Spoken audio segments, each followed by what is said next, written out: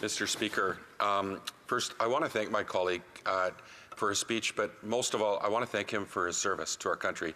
He's an officer in the Canadian Air Force, and he actually, yes, I think so. And he's also, his office right across the hall from me, so we actually spend a lot of time together, and I appreciate his work. Now, we know that no veteran should be living on the street, that someone who served our country and be homeless. We know that Indigenous people, 67% of homeless people in my community of Courtenay-Alberni are Indigenous. And as my colleague from Churchill, Courtenay-Alberni just raised, that even doubling Indigenous housing right now would still not be enough housing to house Indigenous people. That's absolutely shameful in a country like ours. And I've talked about, and the government's talked about it in their budget, that they're going to use public lands, but they have to be in public hands, Mr. Speaker, and they should prioritize military personnel, military veterans, and Indigenous peoples.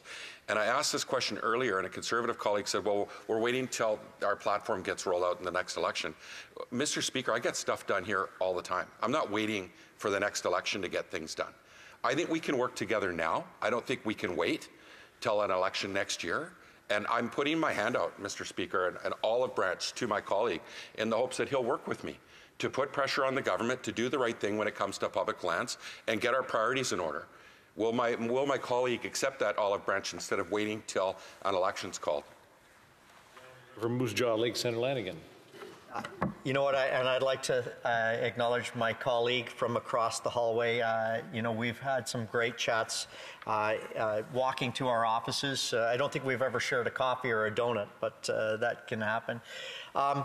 You know, I was thinking about the question that you posed to my colleague earlier on, and one of the things that I've noticed is that there's a cyclical problem that happens, and what happens is the Liberal government is in power and creates a problem, reduces money spent on the military, and then the Conservatives come along and we invest, but it takes a long time to dig ourselves out of the hole that the Liberal government has put us in.